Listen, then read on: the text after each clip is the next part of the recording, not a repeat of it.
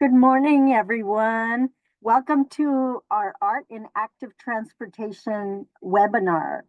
We have quite a few people registered, but as of now, we have not that many logged in. So we're going to wait one more minute for more people to log in, and then we'll get started. Thank you.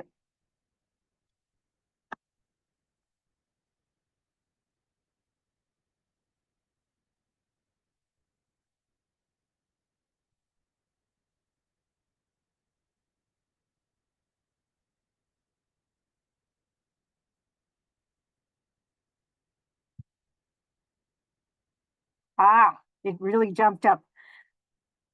Thank you all for joining us for our quarterly Active Transportation Resource webinar, Art in Active Transportation. My name is Marianne Hernandez, and I work for the California Department of Public Health and support the Active Transportation Resource Center. My colleague Alicia Ramos also works with the California Department of Public Health in supporting the ATRC. She will be working behind the scenes today to keep everything running smoothly and monitoring questions that come in on the Q&A box. We work closely with our ATRC manager at Caltrans, Ali Westbrook, and she'll be here also to help answer questions that come up later. For background, this topic was one of many suggested in response to a visioning survey sent out to our ATRC mailing list earlier this year. We'll put that link in the chat in case you haven't signed up for a mailing list. We strongly encourage you to. When you registered for this webinar, you had the option to check the box yes, but if you didn't, please do sign up directly using the link in the chat. Also, if you have ideas for future webinars, feel free to email us at atrc@dot.ca.gov.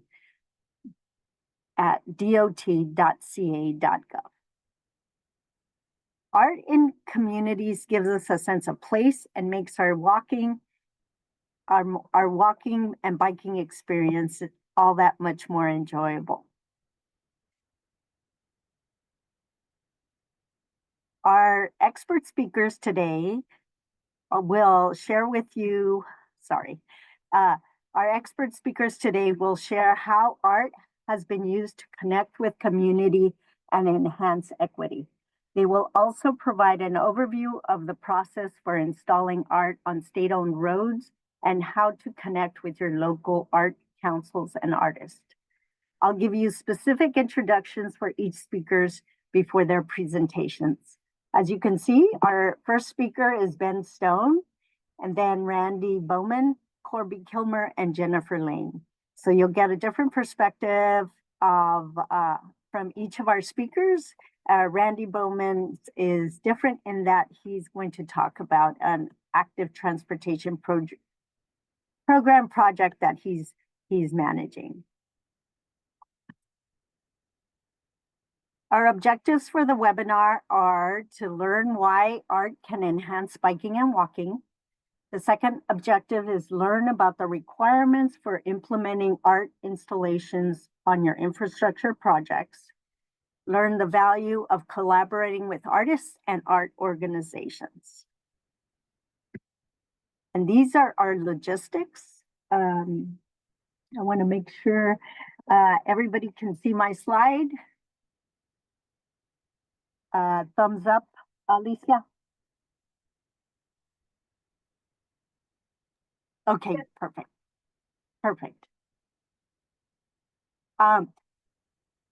Regarding our logistics, if we ask that you share your questions through the Q&A function as opposed to the chat, and as a reminder, often what we get in the chat is, will the slides and resources and recording be shared? And yes, they will be.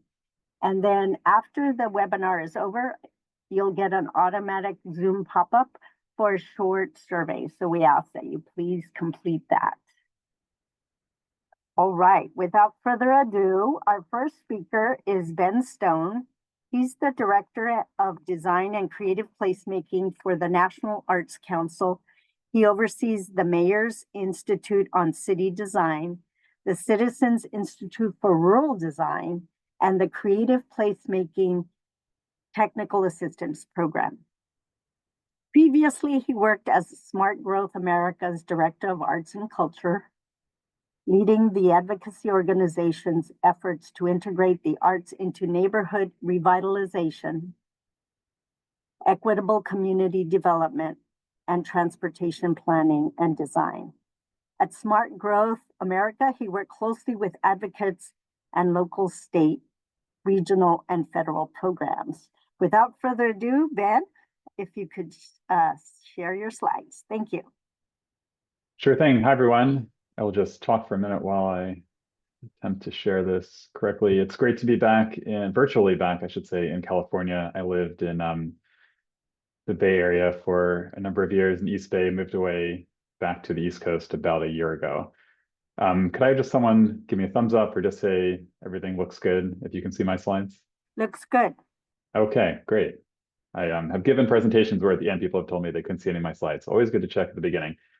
So hello again, I'm Ben, as you just heard, with the National Endowment for the Arts. I will warn you all, I put together probably too many slides. I have a lot to say. I'll go a little bit fast, but I spent the last 7 or 8 years working at the intersection of art and transportation, so I have a lot to say on the topic, and we'll do my best to give you an overview from kind of the federal perspective, show you what the National Endowment for the Arts is up to at this intersection, and then end with some case studies and some opportunities for you all to connect with us, receive some funding, hopefully, if you're successful, and work through some of our programs that again work at this intersection.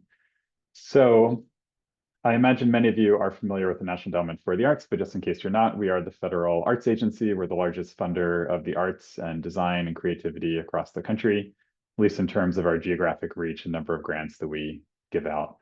We're just about to celebrate our 60th anniversary, and we are mostly known as an organization that awards competitive grants, as well as grants to state arts councils around the country, certainly including in California. We also manage a number of national initiatives. I'll talk about a couple of those today.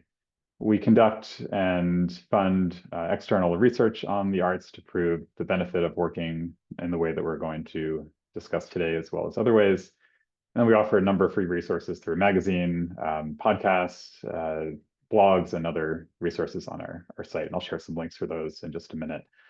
Part of my portfolio includes, and hopefully some of you are familiar with this program, the Our Town program, which is our creative placemaking program. And wanted to at least start with this because these are the grants that really fund artists to work on non-arts projects. These are projects that involve artists working on community development challenges, artists trying to solve transportation challenges in communities, public health challenges.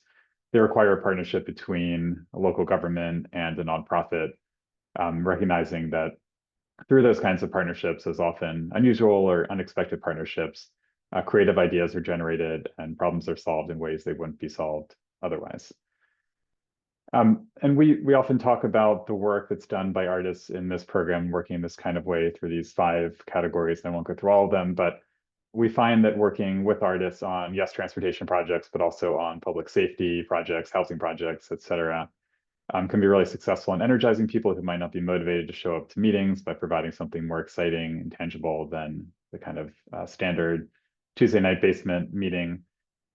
Artists are great at imagining something that doesn't already exist. That's what many artists are doing all day, every day. So it's a great way to generate new ideas rather than always relying on former precedent. And just to explain what that sometimes looks like, much of the projects that we fund involve artists joining teams, sometimes as artists in residence. And we, through our funding, helped start a program in Boston, and there's similar programs in Los Angeles and Austin, Texas, and really in a couple dozen cities around the country, and some states and counties as well. The program in Boston, which still is up and running, partners artists with different municipal agencies, including the Department of Transportation. And at the DOT in Boston, the artist who is pictured here, Elise Patterson, who runs a dance company called Abilities Dance, she is herself a disabled dancer, brought a different perspective, 2 different kinds of perspectives to a DOT that was used to working with civil engineers and planners, And those two perspectives are through the lens or the eyes of a dancer, somebody who thinks about the human body and movement in space all day, every day, in a way that's very different than those civil engineers and planners might, as well as somebody who's experiencing physical disabilities and moves through space differently than a more able-bodied person would. And through those different perspectives, rather than being an outside consultant, but actually being within the team, brought a more creative approach to running community engagement meetings, planning sessions, and then the final designs of road right-of-ways in the Boston area.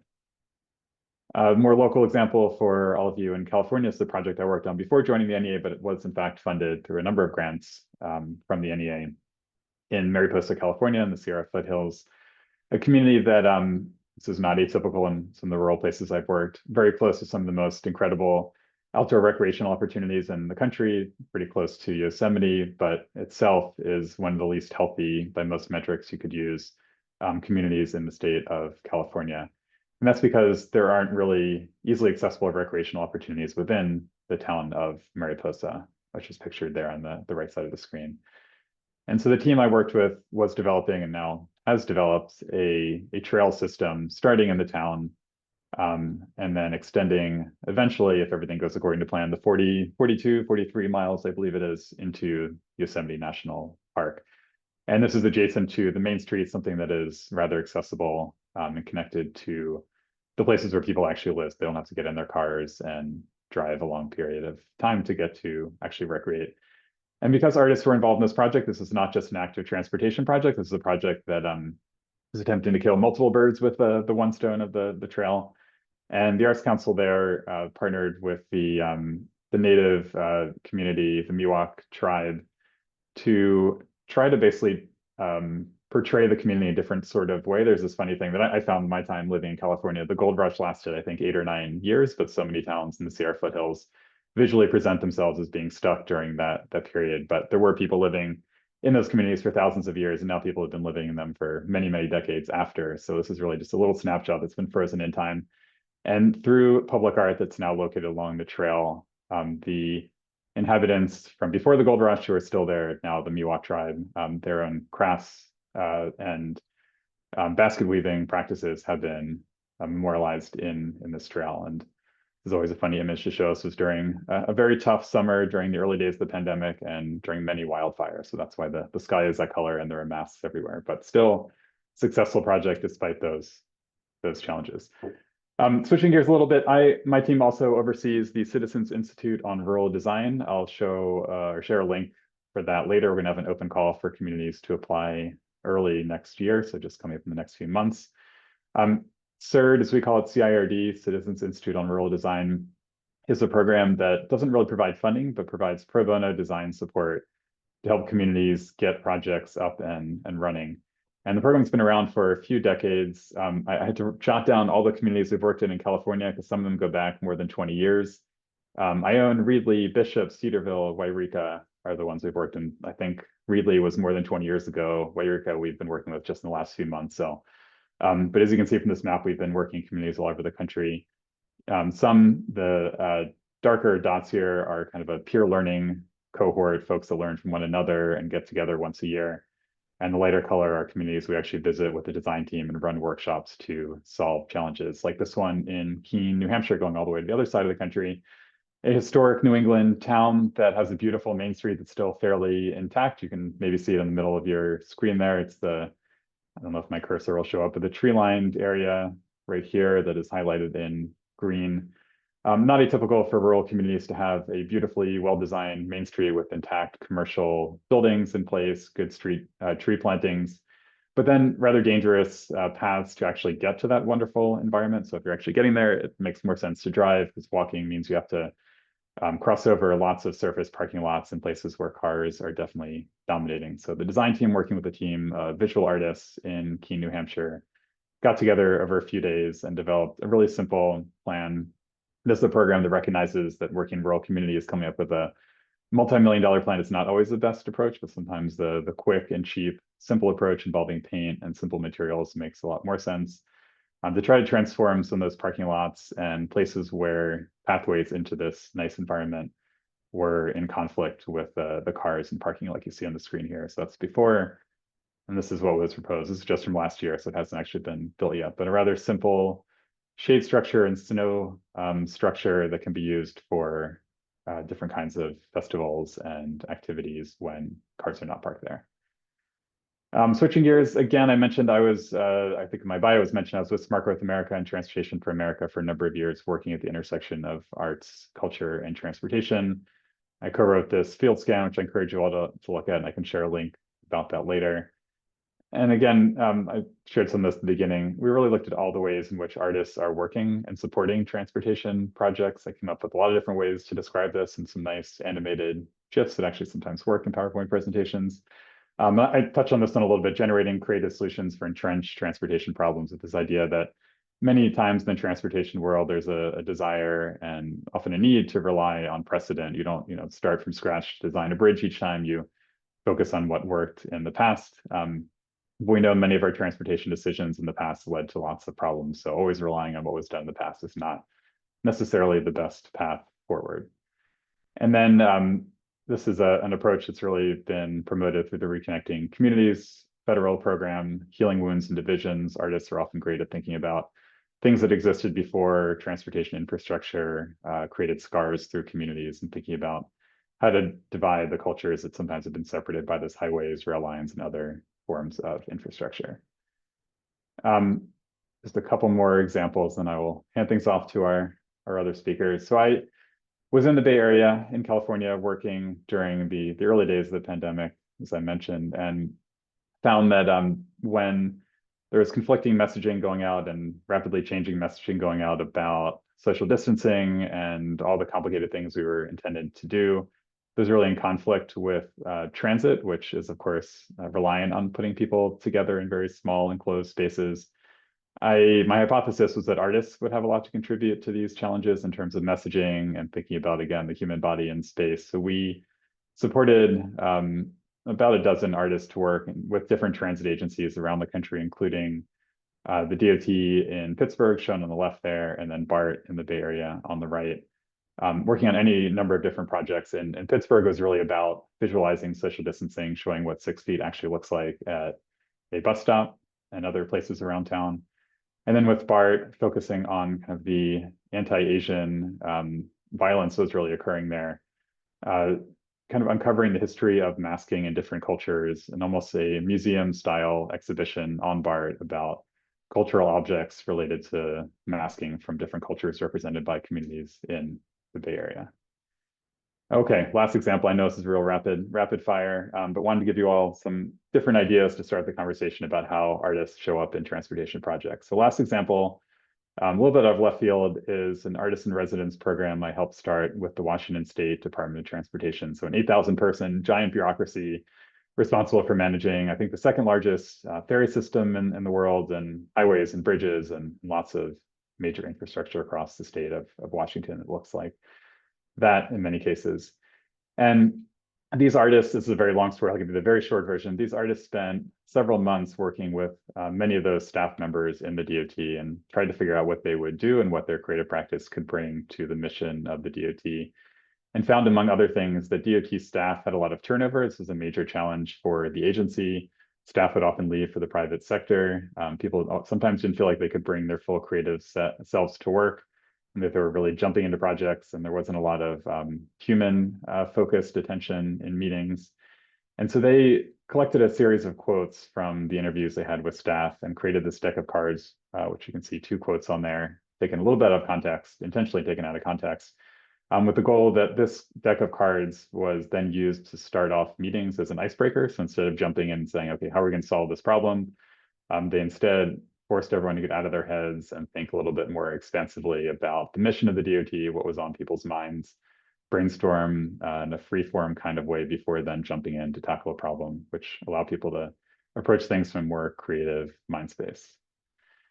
They also recognized that whenever a new project was completed and the ribbon was cut, the DOT often was already partnering with artists and performers and would have a big celebration, but the reality is that the maintenance team responsible for clearing avalanches and keeping roads open and functioning was never really celebrated. And I learned rather unfortunately that more DOT staff die on the job each year in Washington, I think most states, than state troopers die on the job each year. it's a rather dangerous job to be out on the road, repairing highways in the dark, clearing avalanches, etc., and not properly celebrated in most places. People just sort of don't notice it until something goes wrong. So to celebrate this work, the maintenance work in Washington, they created a quarterly newspaper called the Maintenance Post, both for internal staff as well as the residents of Washington State to really learn about what this maintenance work looks like and feels like, including lots of stats. You can see some of them on the screen here, as well as just images to portray this work in an appropriate manner. And then they also took a more tongue-in-cheek approach, which was, of course, probably not surprised here, rather popular with the maintenance staff who a couple years ago when this was released had this all over their equipment. I'll just end with a couple links and I can share these in the chat. Transportation.art is a site that I and now my predecessor managed through Smart Growth America. Features more information about most of the projects I talked about today. CreativePlacemaking.us is a site that we manage at the NEA, which has lots of resources on grant programs, as well as creative placemaking in general, videos and workbooks and things of that nature. And then some links to the other programs I mentioned, including our grants programs, and rural-design.org is where you can find that Citizens Institute on Rural Design program. Thanks so much. Happy to take questions at the end. Thanks. Thanks so much, Ben. What an informative, jam-packed presentation you gave. I really like the resources for art as well as the grants that are available. And just a reminder to everybody listening, all those will be sent out afterwards in a resource document. And they'll also be in everybody's slides will still be there for you to refer to. And I like the idea of hiring and working with artists in the DOT in the different agencies. That was great. And all the examples of how we can work with art. And I really appreciated your Institute of Rural Design offering design help. That's really nice to know that that's available as well. But as a reminder, the California Caltrans, make sure you refer to your guidance document to see what is eligible funding. Ben has mentioned many grants, but what actual Caltrans will pay for is limited. And I want to remind you to refer to your guidance document.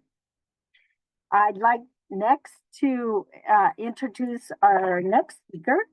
Our next speaker is Randy Bowman. He is the Assistant Director of Transportation at the Coachella Valley Association of Governments. Randy's career in public service spans over 37 years with service to cities in 3 states, including serving as a city engineer for small and medium-sized cities. Notably, Randy directed and managed the planning and implementation of complete streets, improved bikeability, and greater pedestrian accommodations in Ohio's capital city. Randy is helping Coachella Valley Association of Governments implement 2 major active transportation program projects and enjoying life in Southern California. Randy? Welcome. Thank you very much, Marianne. It's a pleasure to be here today. Wanted to give my experience working with art in transportation projects, and then hone that in and talk about a specific project that CVAG is working on. So as long as you can see my slides, everything looks okay, so I'm going to proceed. So not every person will say that engineers and art intersect, but I think in my experience and dovetailing with what Ben shared, I think that certainly is the case. I've been a licensed practicing civil engineer for just about 38 years, but please don't hold that against me. You might be aware that an engineer is a person who uses scientific knowledge to design, construct, and maintain infrastructure, such as roads, railroads, and bridges. We tend to be good at math, but not spelling. Over the years, I have assisted with policy and projects, designs, construction, and operations of various forms of public art and integrating art into public infrastructure. I've approved permits for art construction within and even over roadways. This is the Columbus College of Art and Design and the capital city of Ohio. I'm particularly drawn to active transportation, which certainly offers many opportunities to embrace and celebrate artistic expression. As you know, art takes many forms. I like making basic infrastructure, taking that and make it something bigger than just utilitarian bike shelters, for instance. With art, we can turn traffic signal cabinets into statements. And why did the pedestrian cross the road? To cross safely while enjoying art, perhaps, or maybe even just to get to the bike racks on the other side. With art, we can celebrate our environment with fanciful depictions of nature. And what's wrong with a few bubbles in our life? We can make a bike rack come to life and celebrate the fauna that we have here in the desert in more than one way. And we can certainly celebrate art in a roundabout way, and that is an intentional pun. I was asked by our friends at ATRC to share how art is being embraced in a project CVAG is developing, but let's first talk about the cycle of a project. A project starts with a plan, then it is designed, constructed, operated, and maintained, and then the cycle starts all over again at some point in the future. During these different phases, outreach to the community and stakeholders is conducted throughout the project life cycle. And of course, art brings in all of these phases together and is infused in all the different phases. The Arts and Music Line project that I'll be sharing with you today brought in artist talent at the very beginning to help set a vision and even a policy for what we wanted to build for the region. In the design phase, where we presently are, the artist is part of the design team, giving a cohesive vision and supporting the design of everything from pavement coatings to lighting to bike amenities and even the project branding. The artist will assist us during construction to ensure that the art content meets the vision that was set out at the beginning of the project. And the artist will also support the project with art programming once the project is built. And we will collaborate with the music festival organizers on curating and operating music at key points along the project. You'll see why we're calling this the Arts and Music Line project in a few slides coming up. But just put things in perspective, the Arts and Music Line in the Coachella Valley is what we call a community connector. And its purpose will be to support a valley-wide active transportation path that is just finishing up construction, linking one end of the Coachella Valley to the other through actually even more than just 25 miles of pathway, essentially about 40 miles. It's in construction and it's going to be fully complete next summer. These are the different phases of the project. And the Arts and Music Line project, which is located here, is presently in design, and we actually have begun acquiring right-of-way. And its construction is scheduled to begin in 2025. So honing in on the Arts and Music Line project in the eastern part of the Coachella Valley, it will serve 11 schools with over 8,000 students within the project area. Several of those schools will be directly connected to the project, as well as 19 affordable housing projects and 6 of those projects having direct access to the project. Overall, it's 9 miles of new protected bicycle facilities along a major roadway in the eastern part of the valley, along with 6 miles of side street improvements to enhance and improve existing bike lanes. And also we're conducting a bicycle education and awareness program. It's otherwise known as a non-infrastructure program. And that'll be ongoing actually for even more than 2 years, because we've started the outreach and engagement now with construction starting a year from now. It'll take about 2 years to build. So it's going to be a 3+ year education and awareness program. The project, the Arts and Music Line project, directly connects to many venues such as city parks, fairgrounds, and polo fields that host local festivals that include Mexican Independence Day, Tamale Fest, the Date Festival, and the internationally known Coachella Music and Arts Festival, as well as Stagecoach. You can see with these destinations why we call the project the Arts and Music Line. The main spine of the project lies along Avenue 48, connecting three cities, and this roadway presently has unbuffered Class 2 bike lanes. Following the completion of the project, we're going to convert one side of the roadway to a protected Class 4 bikeway to separate users of the path from motor vehicles. It should be noted that we've engaged not only with public works and elected officials, but also public safety staff, police and fire from the various cities on the design of the project to ensure that the project can serve the communities as well as be accessible to police and fire. And just a word of caution, you might see some renderings here with adults not wearing helmets. That's an artistic expression on our slides to show people using, but we really want folks to be wearing helmets. So let's talk about the design elements for the project. The Arts and Music Line aims to be contextually aligned with the local community and with the adjacent land uses. And to this end, the project team includes environmental artist Christopher Chahowski. The design integrates into the existing aesthetic values of the area while amplifying the themes of art and music in relationship to the rich culture and diversity of the three cities in which the project is located.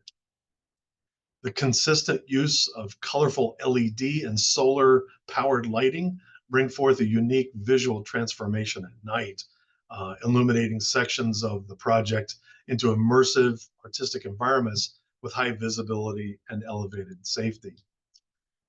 The use of colored pavement will provide further innovation as well as increase the visibility of the pathway. And if you've been here, you know that the Coachella Valley can be very dark at night, and that's on purpose. Our communities support dark skies. But the additional design treatments will not only complement the natural beauty and culture of the area of the desert by day, but also by night, it'll artistically transform the roadway in the evening. And of course, don't forget to wear your helmet. The illuminated multi-use paths that branch off of the Arts and Music Line will also provide both safety and a visually striking corridor at night. Color and movement combined with curated music, boldly patterned shadows, and glow-in-the-dark elements will culminate in an aesthetic synergy that will leave an iconic mark on the region. The pavement comes to life with a playful design, which not only makes the pathway inviting, but also increases its visibility to improve safety. The Arts and Music Line project exemplifies the region's commitment to creating public art that is accessible to everyone while embracing contemporary design for active transportation. The greatest virtue of the path is for all ages to enjoy, exercise, and safely connect with our desert community on a year-round basis. The Arts and Music Line utilizes sustainable solar-powered lighting elements designed to shine far into the future of the Coachella Valley.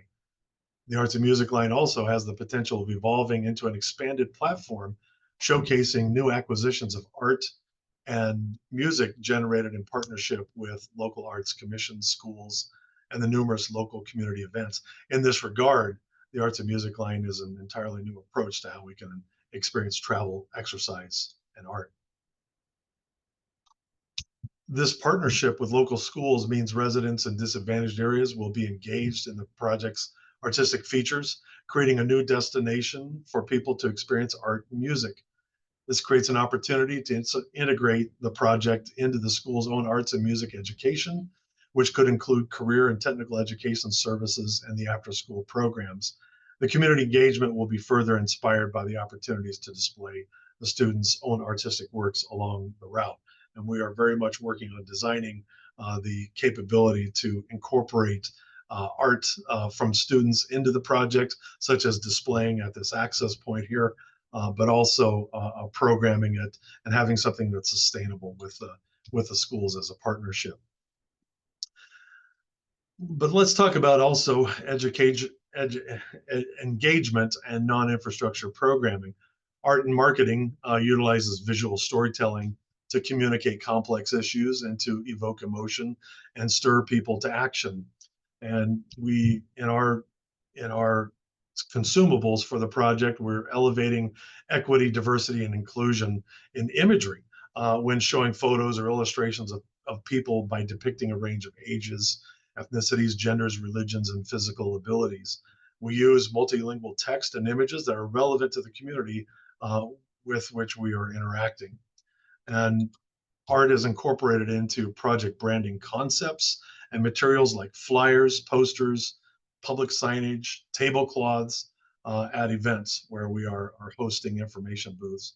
And so far, our non-infrastructure team for the project have initiated a t-shirt design contest with a chance of having winning designs printed on t-shirts and distributed throughout the region during the education program, as well as Democracy in Art, where we asked for input on possible logos for the project so we can choose the best branding for the project that makes sense to the region.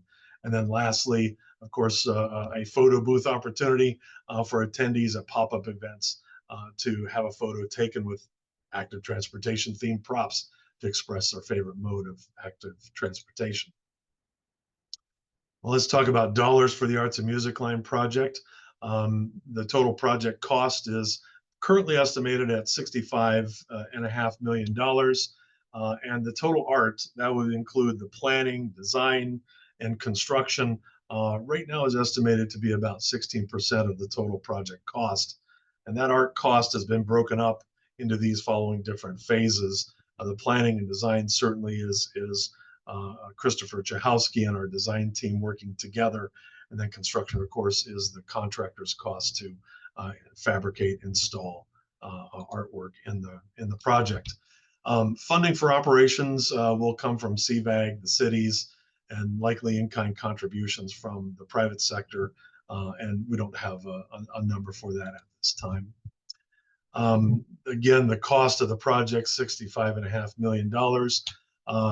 Tip of the hat to CTC for the funding for construction. We've received a $36.5 million ATP grant that'll help defray much of the construction costs for the project.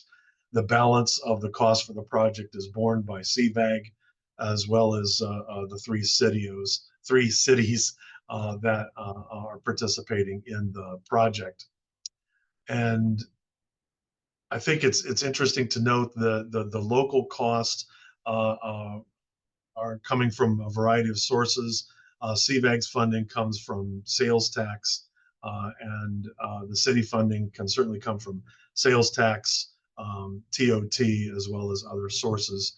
And while we cannot say that outside the ATP funding that the project is fully funded through local sales tax or TOT, we can certainly say that the music festivals do indeed generate both revenue sources and would contribute to the local project funding by virtue of their attractions to the community. So operations and maintenance will include these kinds of activities on the left, and certainly will involve these entities on the right. Golden Voice is the owner and organizer of the main music festivals in the Coachella region. And that wraps up my slides on the Arts and Music Line. I appreciate the opportunity to share this exciting project for you. Check back with us in about 1.5 to 2 years' time for some major progress on it. Marianne, thank you very much. I'm certainly happy to answer questions at the end. Thanks so much, Randy, and thanks for giving us a real field tour with your animation. I appreciate it, and also very much appreciate your humor and wordplay and insights with your past projects, as well as working with this one. Lots in your presentation. I very much enjoyed it. Our next speaker will get some more nuts and bolts on arts and transportation is Our next speaker is Corby Kilmer, sorry. She's Senior Landscape Architect with Caltrans Division of Design. Corby is the Caltrans District 5 Transportation Art Coordinator. She assists counties in District 5 on art projects on state-owned highways and assists with various permits required for approval and arts projects. So she'll go through those specifics, those nitty-gritty that you need if you're thinking about getting an art installation on a state-owned highway. Corby, I'll turn it over to you. Thank you so much. Thank you, everyone. Excuse me. Super happy to be here today. Really inspired by what we just saw from Randy and Ben. And as Marianne said, though, now we're into the nitty gritty a little bit about how do you have Caltrans, how do you put art on the transportation system at Caltrans? And I think the thing that's exciting to note is everybody thinks of Caltrans sort of the old 1950s model, and it was all about the car and getting from point A to point B. Caltrans has made a really significant change in its outlook, its strategic goals, and we are now thinking ourselves as a people-first organization, which is really, really important to moving forward with all the challenges that are out there in transportation and living a good life. So Caltrans supports art in transportation facilities, and we really support helping communities express their unique identity as everything becomes more and more homogenized.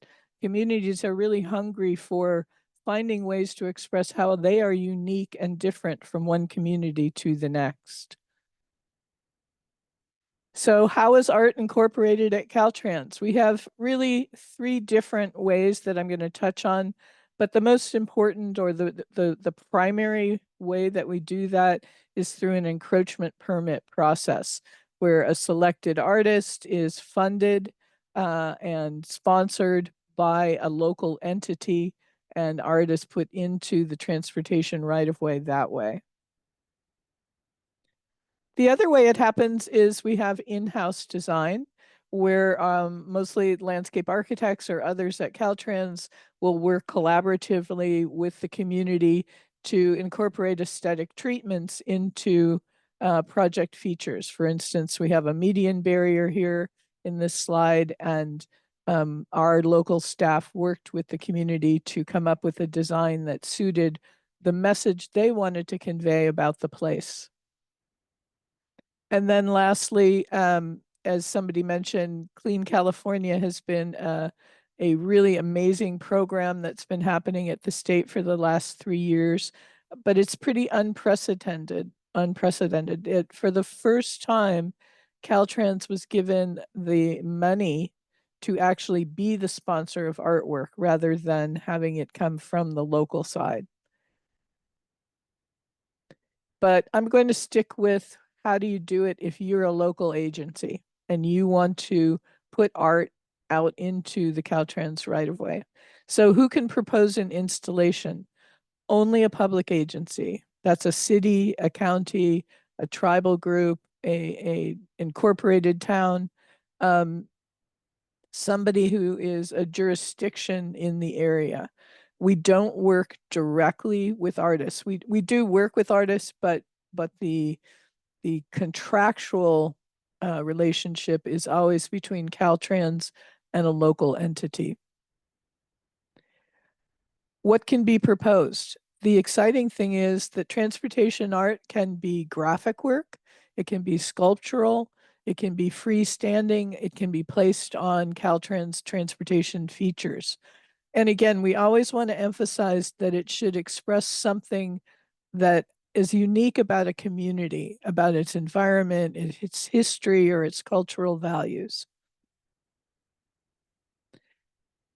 Remember that also that public art in the state right-of-way is shared by literally millions and millions of people. And so we tend to think about wanting to make it accessible to all people, and though it should be thought-provoking, it's not meant to be controversial. It's supposed to demonstrate a positive view of that community.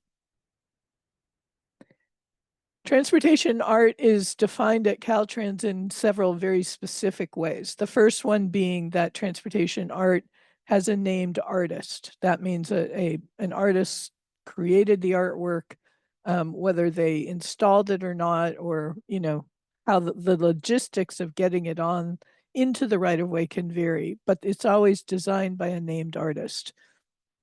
The other thing that's very unique about transportation art at Caltrans is that it must not display text. It's one of the cardinal rules: no poetry, no letters, no numbers, no text of any kind. It also should not display symbols or icons or things that might be recognizable in a positive or a negative way to people. The other thing is we're cautious about any sort of artwork that might simulate traffic control colors, i.e. we don't want you to design anything that might be mistaken for a stop sign or some other traffic control that's a safety issue. Also, you have to think about the transportation right of way, the scale of it. It's huge, right? So doing sort of fussy little detailed things generally don't work. You need to be fairly big and bold in your approach to artwork that's seen by the traveling public, whether they're in their car, on their bike, or walking. It makes a difference, of course. But we don't want it to be a distraction from the primary objective, which is to be safe as they're driving down the road. We also allow artwork on a variety of structures, but we want to make sure that that artwork wouldn't adversely affect that structure or the maintenance of it or the inspection of it. We don't allow any moving elements, no kinetic art, again, because that would be a visual distraction to people. And we're also very careful that your artwork would not restrict sight distance for drivers or pedestrians or other people. We don't want anybody popping out behind a sculpture that's unexpected.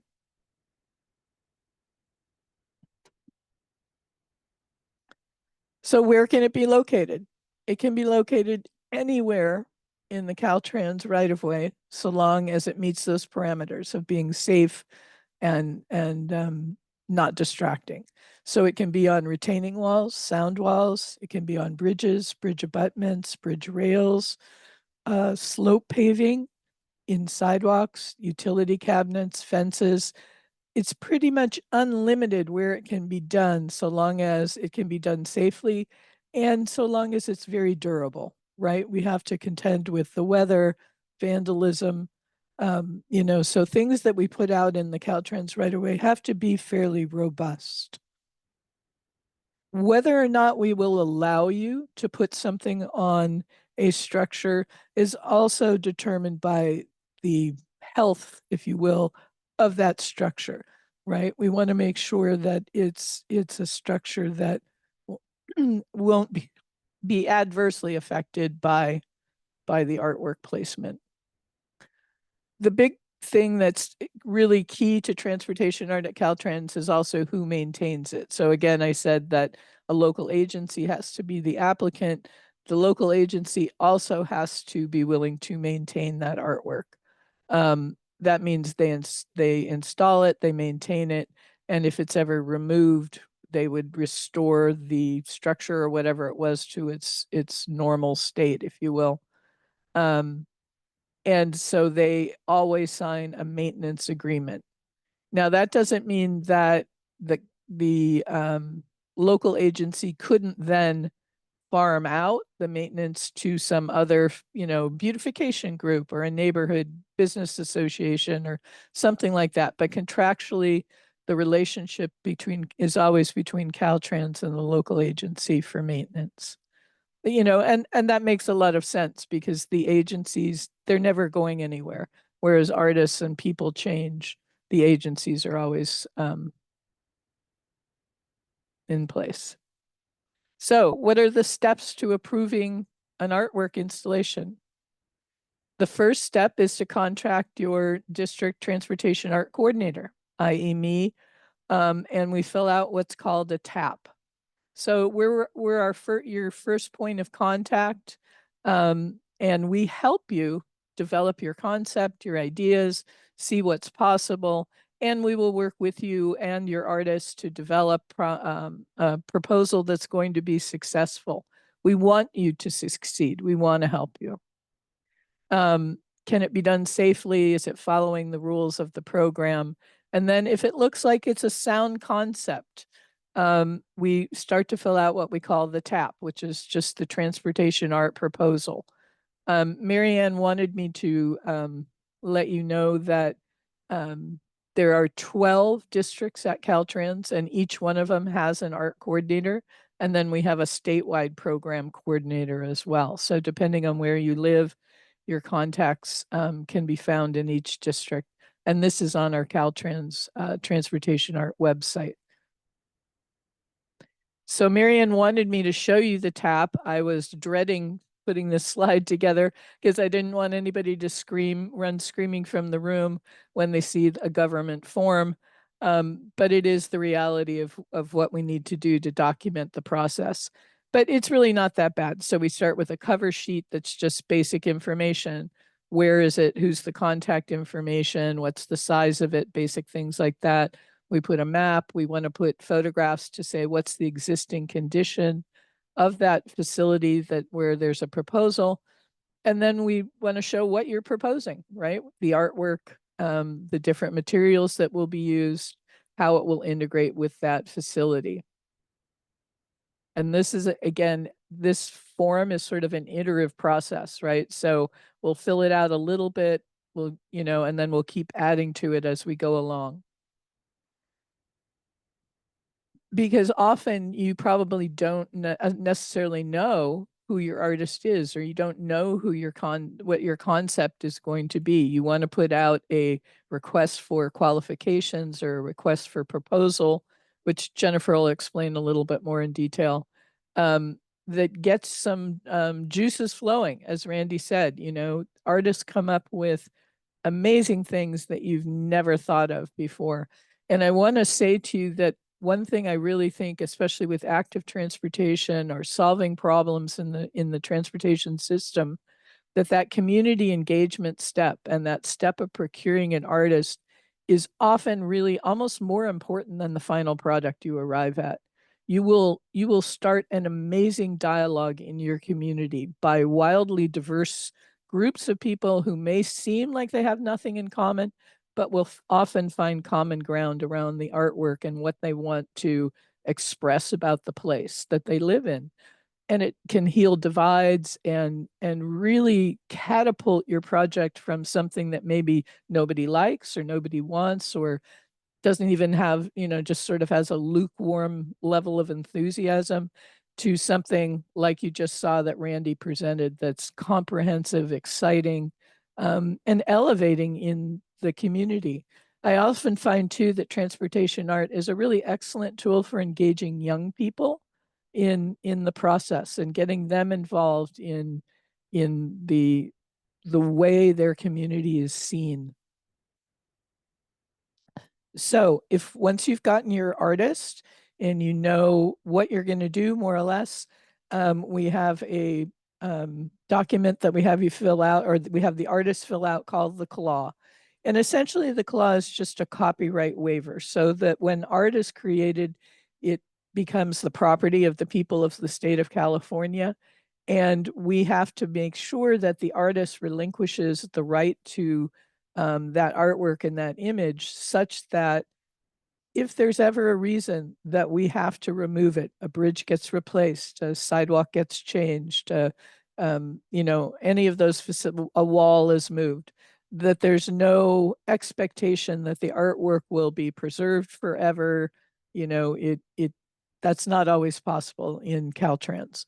So that's what the CLAW does. And it also gives us permission to use the imagery from the artwork. So all my slides that have pictures of artwork, it's because the artist released it to me to be able to share on things like presentations and on our website and the internet.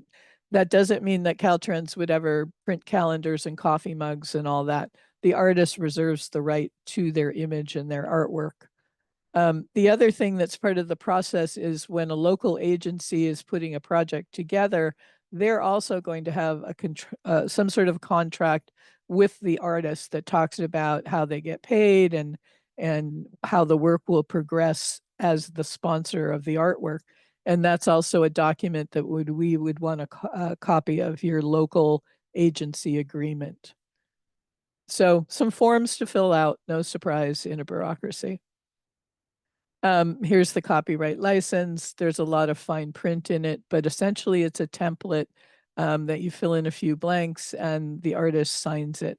The important thing to know with the Caltrans process, it's like the Borg, resistance is futile. And so please use the template and don't change anything that it says, just fill it out. It will save everybody a lot of heartache. Then the other document is the maintenance agreement, again, which we talked about, where the local agency must assume long-term responsibility for the artwork. Caltrans will still continue to take care of the structure itself. For instance, if a mural is put on a bridge abutment or something like that, we're still going to take care of the structure itself. But the local agency is responsible for the care of the artwork. And again, they can delegate that work down to other groups, but again, our agency is always, our contract is always with the local agency. And then lastly, once we've put together the TAP and there's an approval process where I take everything and I run it by headquarters to make sure again that we've followed all the rules and checked all the boxes. And once I get their blessing, then we take your project to get an encroachment permit. And that encroachment permit is going to take some of the other steps that you need to actually construct a project into consideration and review. You might need a traffic plan or a stormwater plan. Do you have environmental clearance? Do you have an electrical design? Different things like that. And those elements will be reviewed as we go through the encroachment permit process. Once that's approved and you get the encroachment permit, then you start to build your project, but there'll be certain conditions of approval. Again, you might only be able to work in certain hours of the day because of traffic or things like that. And so those are all things that you want to communicate, or I try as best I can to communicate with the artist all along the way. So there's no surprises about what restrictions there are to construction, and how they have to be safe out there on the right of way when they're putting it in. They have to follow those sorts of rules. Now, this is the encroachment permit process. I also talked about other ways that art happens at Caltrans, and I would call that sort of the in-house approach, which is my staff or somebody else at Caltrans will work with the community and they'll express a vision, but there won't be a named artist. They will talk about something they'd like to see, and my staff or somebody at Caltrans will design it and we'll work on getting it fabricated and incorporated into the project itself. That doesn't require a TAP or an encroachment permit. It's just part of the actual transportation project, which is simpler in a lot of ways. But also we have to be careful about the funding of that, right? And I think the thing to keep in mind when you're working on it, when we're working on a Caltrans project, is we always know there's certain things we have to do. We're going to build the sidewalk. Can we incorporate art in a way into that sidewalk that for, little cost or a little different bit of cost adds a huge amount of benefit, both visually and culturally and in the community, that benefits the community. So we look for ways to do that.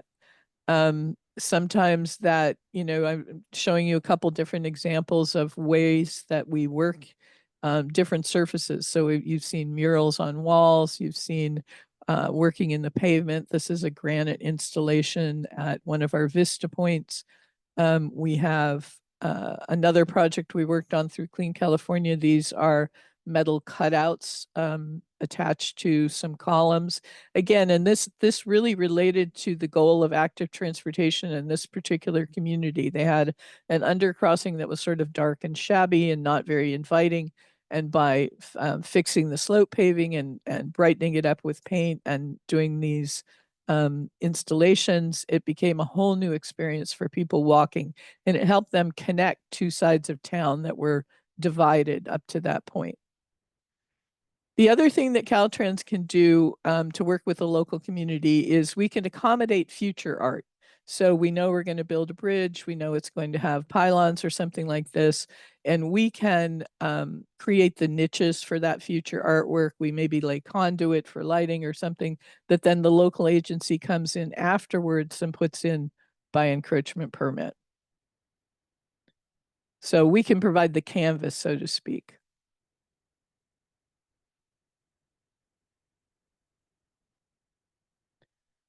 I want you to think about, as you're filling out that ATP grant, how much impact artwork can have on placemaking, community identity. We already talked about that, creating a sense of arrival, creating shared cultural experiences, creating a focal point for celebrations and festivals, as Randy mentioned, in a community.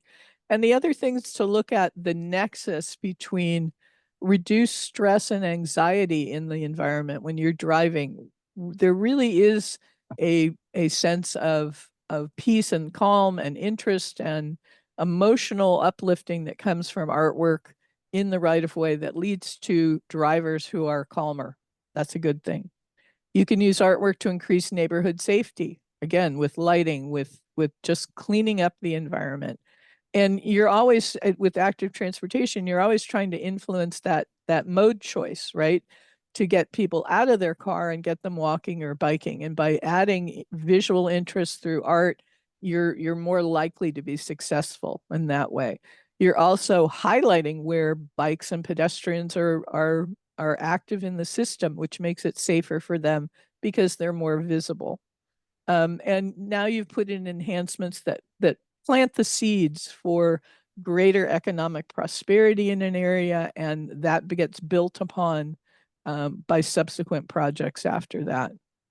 I want to show this one last slide to you because I think it's really important to see what a difference you can make, and for not a lot of money sometimes as a local agency.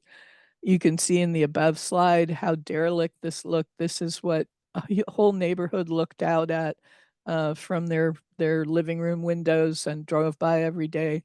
This pedestrian overcrossing is quite heavily used by a lot of kids because it links one side of town with another over the highway to get to schools and shops and things like that. And we were able to work with an artist to transform it, to express something about that community, get it cleaned up, put together this beautiful mural.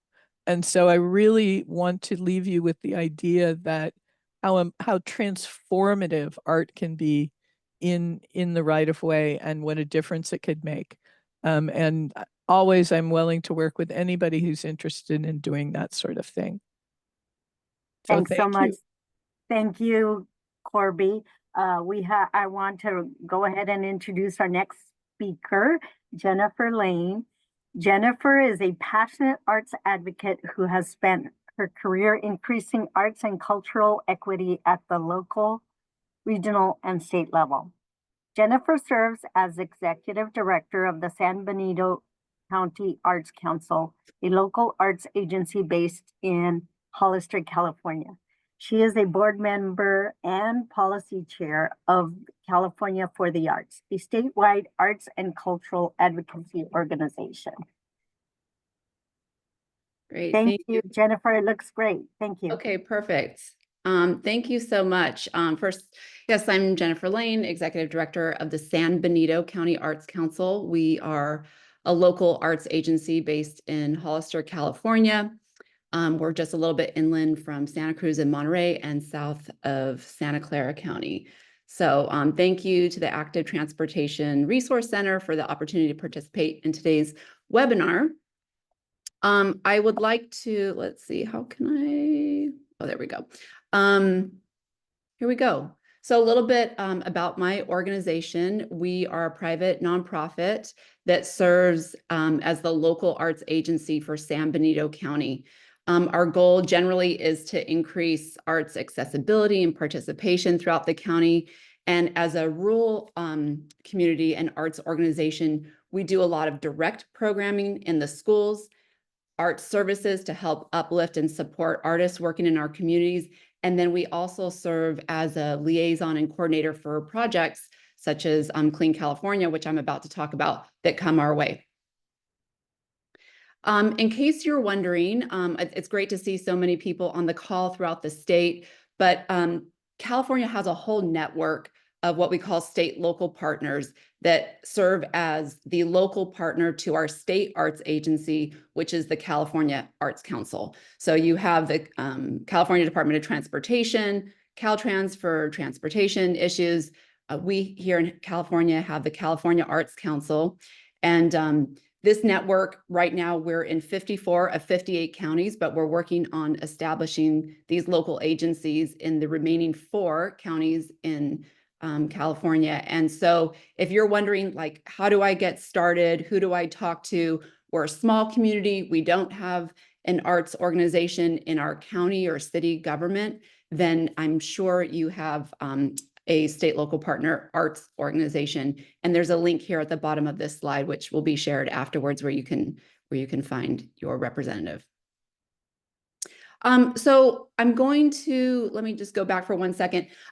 What I'm going to do here with my presentation is just give you a bit of the local perspective of what it looks like to work on these types of projects, to serve in this role as a translator and liaison between local communities, artists, and public agencies like Caltrans or whoever you might be working with, and also what it's really like to work day in and day out with artists on these projects.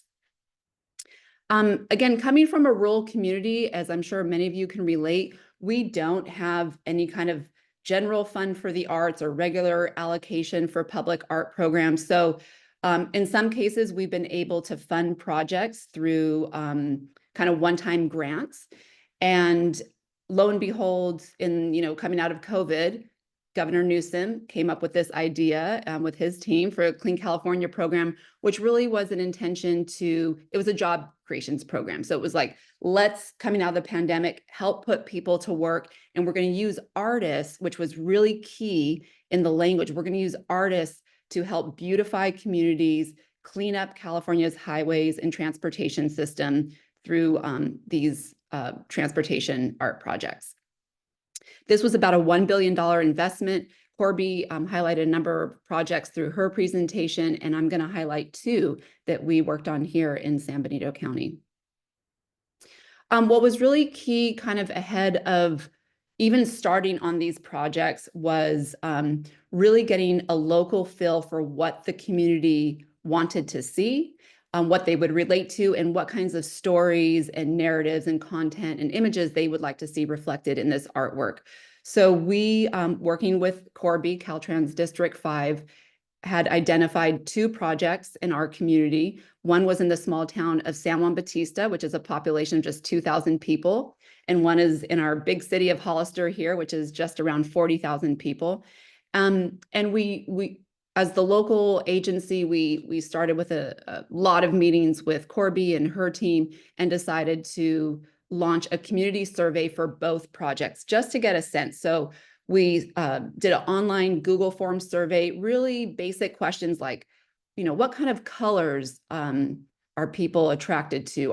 Are more leaning towards 3D or 2D work, 2-dimensional work? What kinds of stories and images would they like to see reflected in the artwork? And this was, some of it was kind of, multiple choice questions. Others were open answers. So we really got a sense of like really good narrative about local flora and fauna, indigenous stories, things like that. We used those surveys at the very start to help draft our RFQ, our request for qualifications, which we decided to launch statewide, really to see what we would get, to really open the project up. In doing so, however, we did prioritize local and regionally based artists to kind of prioritize artists working in our communities, but also recognizing too, often in rural communities, we don't always have artists that are working at that scale and that capacity for what we wanted to do. So hence the statewide call. The statewide call had a few different layers. It was an online submission process. We used CAFE, or Call for Entry, that's managed by, it formerly was called West Staff, now it's called Creative West, but there's some different platforms like CAFE, Submittable. In some cases, you can even use Google Forms, kind of depending on the scope of your project. We use CAFE. For both projects, we convened a 7-member review panel that consisted of representatives from my arts council, community members, and folks with public art and art expertise, as well as representatives from Caltrans. We did initial call for both, read, ranked, and reviewed the applications. And for both projects, we had a finalist round where 3 finalists each were given a stipend of $500 to come up with a concept, not a full design rendering, but a concept, and then present that through an interview, a live interview process. And then we made our final selection. Some of the things that we were looking for, of course, were artistic merit, which is just like good quality work. This was a unique opportunity for us to have access to this funding, and we wanted to do the best possible job. Also to lay the groundwork for future public art projects and just sort of building that public will, seeing the value in the work, experience and ability, teamwork, working in a team. These projects between the community, the local arts agencies, the statewide public agencies, is a lot of collaboration, and we wanted to make sure that folks that were coming on board had that prior experience working in complex team scenarios. Budget, different things, you can read it here. Through these efforts, we recruited, hired 2 teams for 2 different projects. So I'm just gonna kind of narrow it down first. I'm gonna show you first our Clean California Highway Beautification Project in San Juan Bautista. This is a before image, so it's an underpass that you can see it's been patched from graffiti.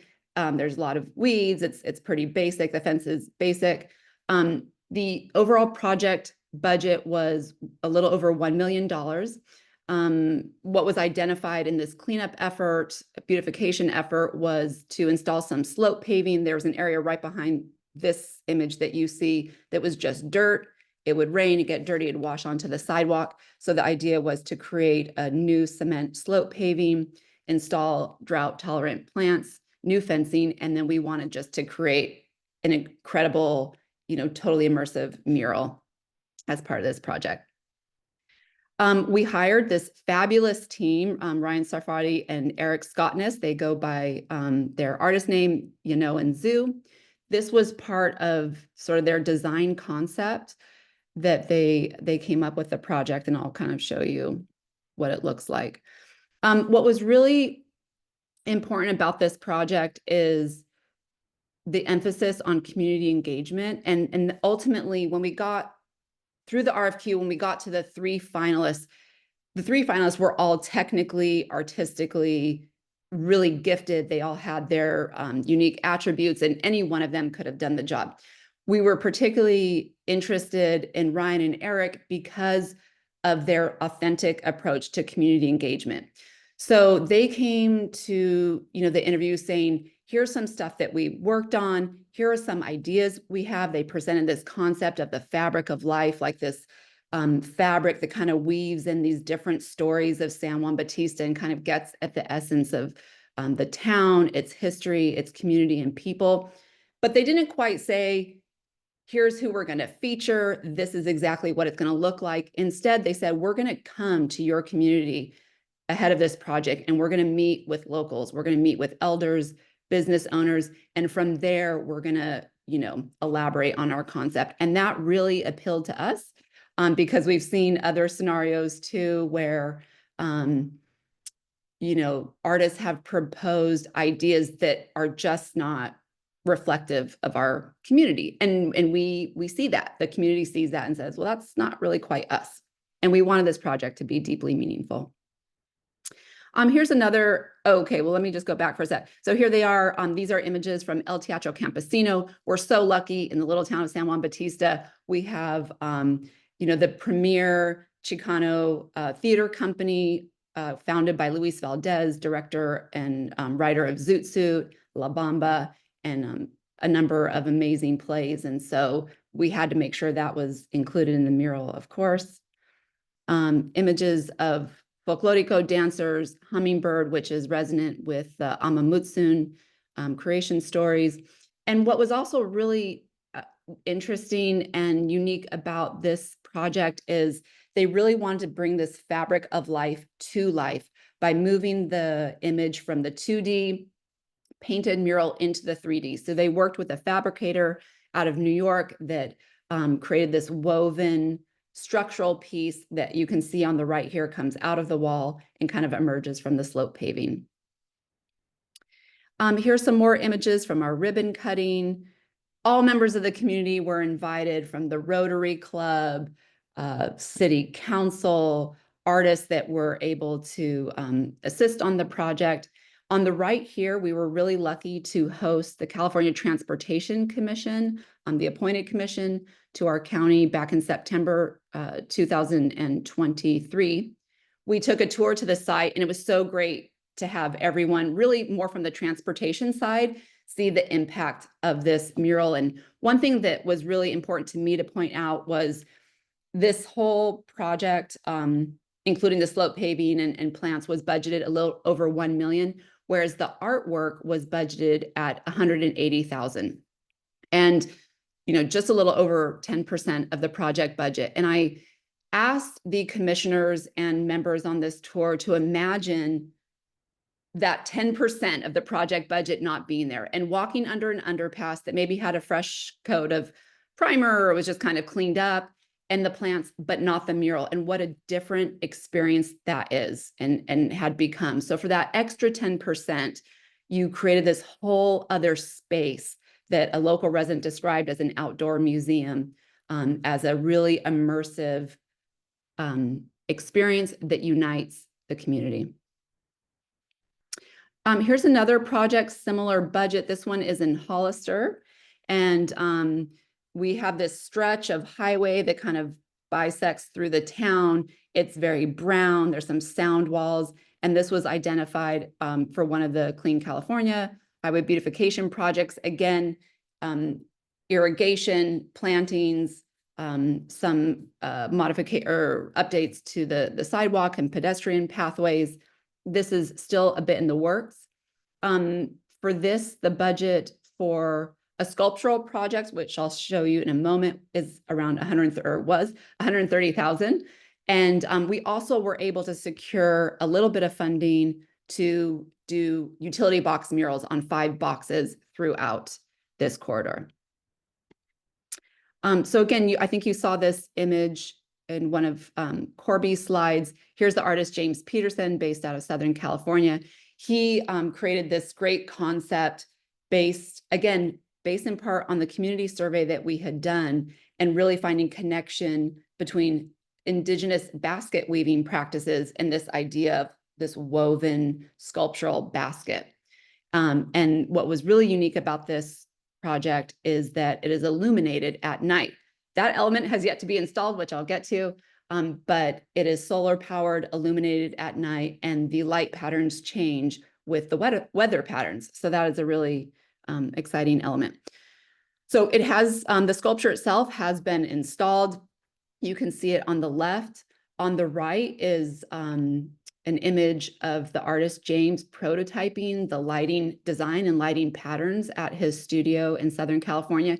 And you can see how not only is the sculpture illuminated, but it projects this woven mosaic pattern on the wall behind it. So once the lighting element is installed, it will have that effect on this before otherwise brown sound wall along this stretch of highway. This is also really unique because although it's a stretch of highway, it is a really significant intersection in our community. There's a middle school on one side and then the downtown and high school on the other. And so believe it or not, students, kids are passing this, 4-lane highway every day. And we wanted to make sure that it was vibrant and also safe and just simply more beautiful. So those projects, again, they only represent a small portion of the overall beautification project budget, but still in rural communities, you might be thinking, well, I don't have $150,000 to work with or $180,000. I also wanted to include some examples of a bit what we like to think of as lower hanging fruit. These are very accessible art and transportation projects that pretty much anyone can do in their community. So here are 3 of the 5 utility box murals that we did as part of this project. They were each budgeted at $1,500.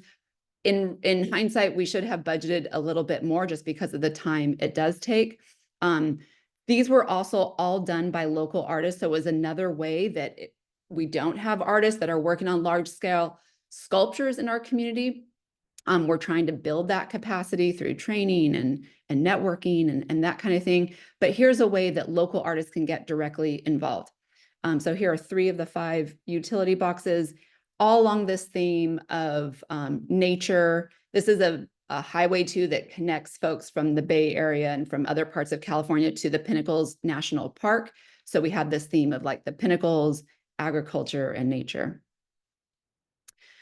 Here's another example of an earlier project we worked on with our local council of governments, with COG and local transportation agencies, is a bus shelter project, what we call our art and transit project.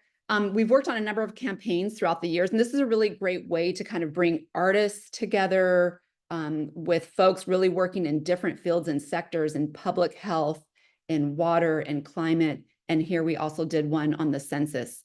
What was great about this project is for each, we put out a call for artists, an RFQ, open to local artists.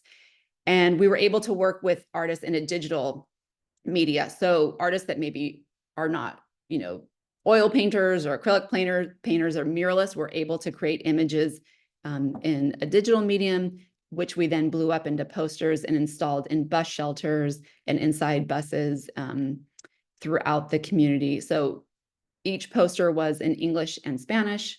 And you can see one here, there's a luchador telling people to go out and participate in the census. We have a Immunity for Community poster to encourage vaccinations and awareness around COVID during that time in 2020, 2021. And then also a water conservation poster. These all have been utilized really throughout the years in the community, from small flyers to large billboards on the side of highways. I was able to quickly update a slide because I saw someone posted a question in the chat on this webinar about art benches and can that be used? And so I wanted to include also, this is low hanging fruit. Each of these art benches that we commissioned were $4,000 a piece. Here on the left, we work with an artist, Colin Selig, who used recycled propane tanks that he then cuts, paints, and powder coats. This is in an old neighborhood in the city of Hollister with a lot of Victorian homes. So this is kind of like a Victorian-inspired bench. He also did this jagged sort of bench on the ground because there's an earthquake fault that runs right through this park. And so it's kind of in reference to the fault line. And then along the baseball field, we had some baseball benches that designed that, kind of serve as an artistic element. And then kids like to sit on them and play on them. So there's lots of ways too that if you haven't really built that public art muscle yet, you can start with these smaller scale projects and work your way up. And what this does, why it's so important, is it starts to build that local capacity. The people working in your city government or your county, artists in your community, and then you also start to build that public will, the value for public art, that folks in your community start to say, hey, we have this park, we'd like to include these artistic elements. Or as Corby was mentioned in one of her slides, you're gonna do a sidewalk, why not incorporate some mosaic tiles? So get in there kind of in the design phase before it's implemented. This is a very wordy slide, and I'm just going to mention it and hope that you download the webinar afterwards. But these are different ways really that, different things you want to think about when you're working with artists and community. So in that intersection. So there's just some ideas around community engagement, how you can really lean into community engagement through community surveys, artist interviews with members of the community, design, having design booths at community events such as farmers markets, cafes, and schools. We did that throughout our Clean California projects. Marketing and outreach, I can't really say enough how important it is to just get your project out there at all phases on social media and really find opportunities to introduce your artist to the community, make it personable, make it accessible, and build those relationships. Artist support is so important. I can't emphasize enough how important it is to appropriately, and not just appropriately, but really generously budget for these projects. There are always unanticipated costs, and you want to make sure that that's not really coming off the backs of the artists. In the San Juan Bautista underpass project, we kind of mainly budgeted for the walls, and the artist said, this is not complete unless we do the ceiling too. We want to make it really immersive. That was a lot of square footage. Also, that underpass is very, very windy, and they were using spray paint. Half of their materials were blowing away every afternoon. So that took a lot of time. Fortunately, through Corby's advocacy and support, we were able to use some contingency funds to add a little bit to that budget at the end. But really thinking through all scenarios and making sure that you're not trying to shortchange the artists, and that they're really uplifted, because they will come through and they will be very grateful and they will come through for you. Making sure to credit artists. I can't tell you how many times I see photos, social media posts, and the artists aren't mentioned at all. They notice that, and they deserve to be credited, and they will really appreciate it. I'm not going to read through everything, but you can see some more. And then really to use the public art as an opportunity to celebrate your community and advocate for more funding. Through the San Juan Bautista project, we actually applied to a National Public Art Award and came in second. So those are things that we can uplift and be proud of and pat ourselves on the back. This is also a great opportunity to take these images, take these artists to city council meetings, to your county board of supervisors, get proclamations, really celebrate this work. And then, most importantly, advocate for legislation and funding that supports public art and artists. So with that, on the advocacy side, I do serve on a statewide arts advocacy and lobbying organization, California for the Arts. We're doing a lot of great work, uplifting artists throughout the state and really focusing on public funding and legislation that benefits our creative sector as a whole.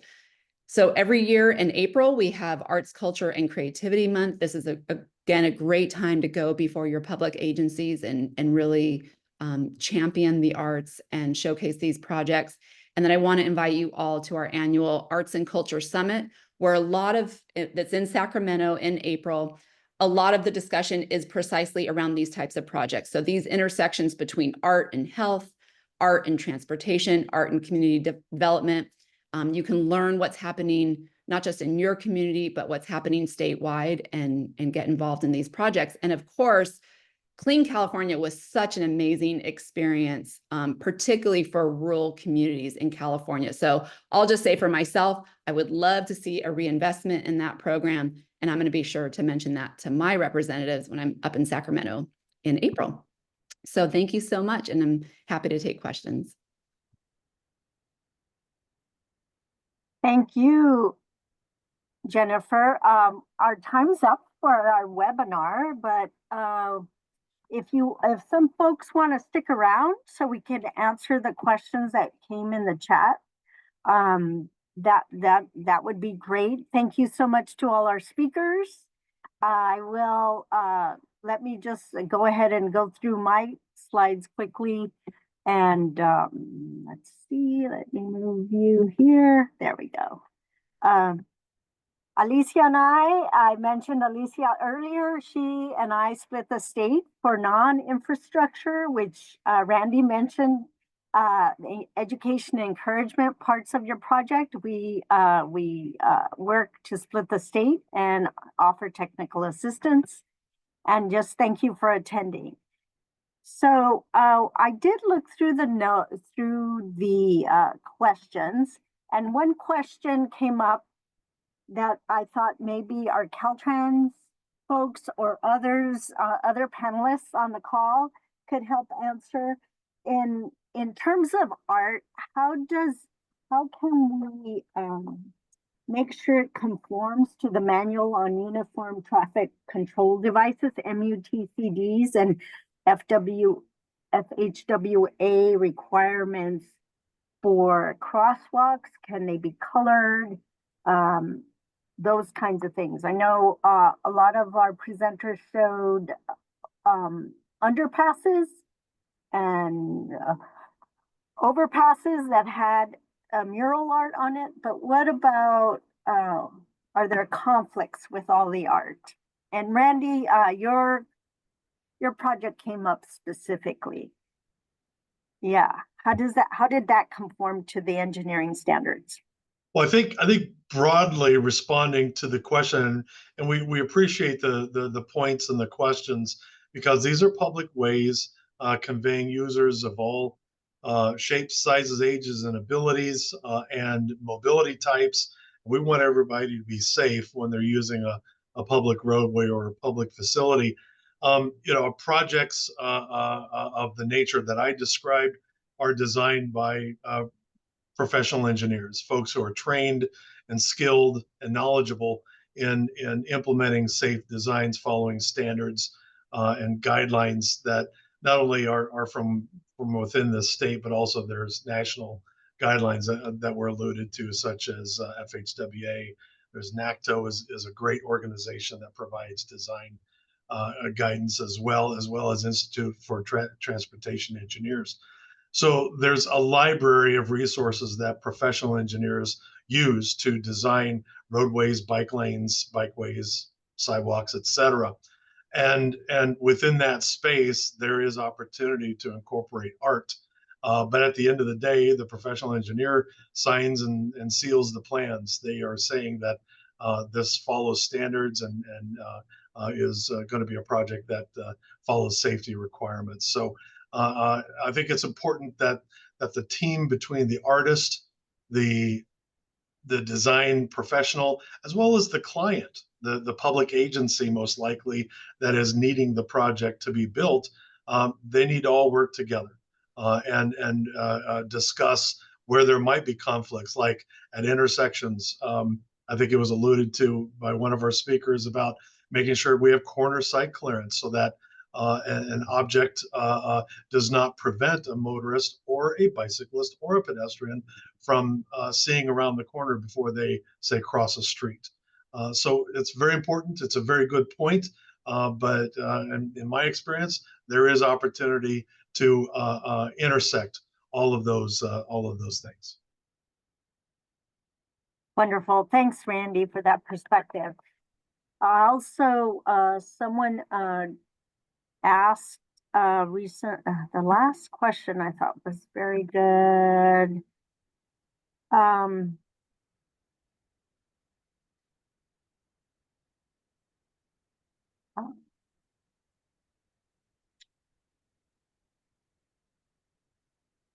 Let's see. Oh, I know. The question was about vandalism. Have you all, in working on your art projects, have much of an issue with vandalism to the art?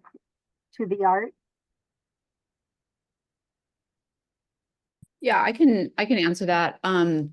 So generally, murals in particular are a deterrent to vandalism. So it's really a way to clean up a space and keep it safe from graffiti and vandalism. However, on the Washington Street underpass mural, about a year after it was completed, we had some vandalism on one of the images, and one of the kind of large scale paintings of a man from El Teatro Campesino. Someone had drawn a mustache and was like, you know, JL loves somebody else. And so, you know, it was probably young kids. Part of the issue with that underpass is we have this gorgeous mural and no lighting. And so that's sort of the next step.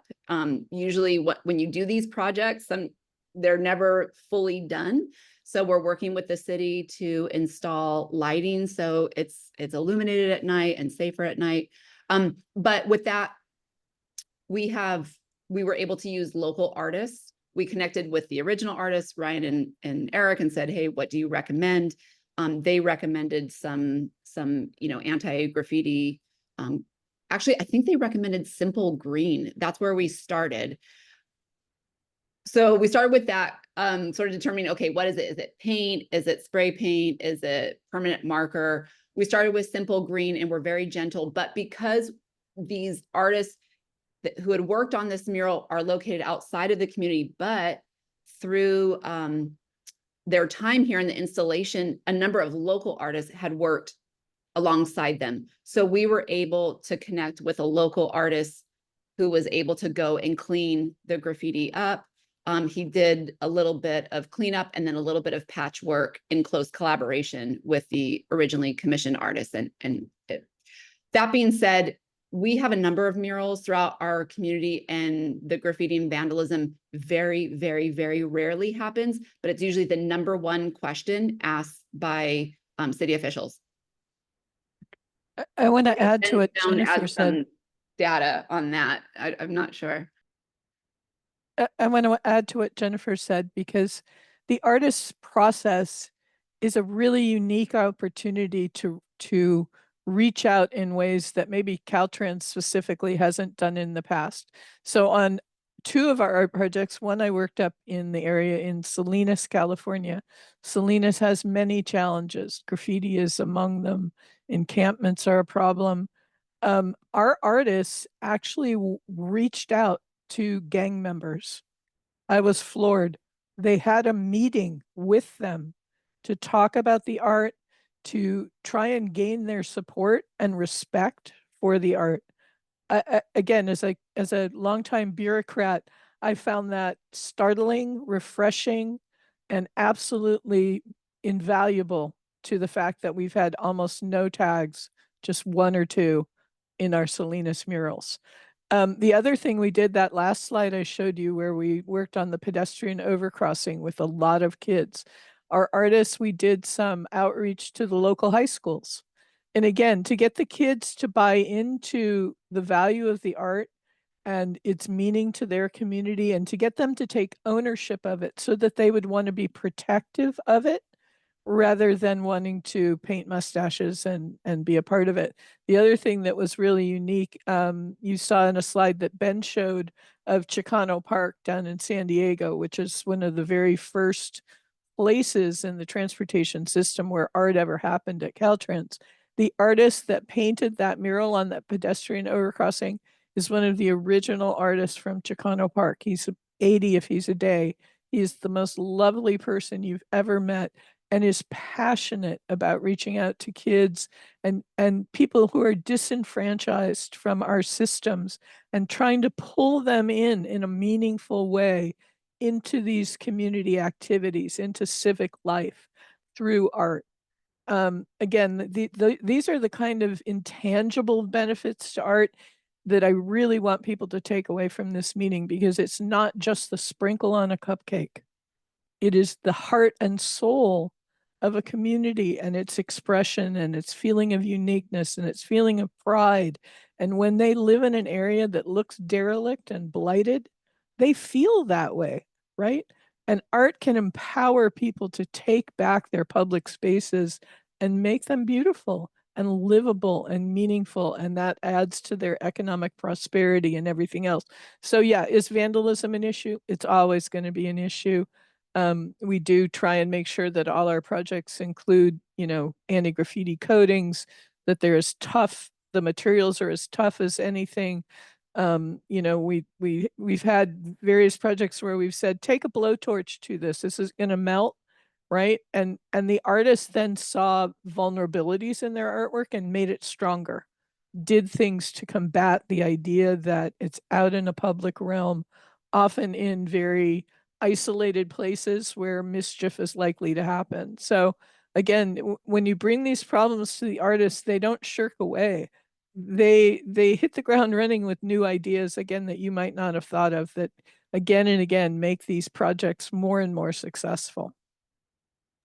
Thank you, Corby, and thanks to all of our speakers today. We have a few more engineering type questions, but we'll go ahead and leave it at that since we're a bit over time. And I very much thank you all for attending and hanging on, and especially to our speakers. And as a reminder, if you're thinking about an art program and what ATP funds, look at your ATP guidelines.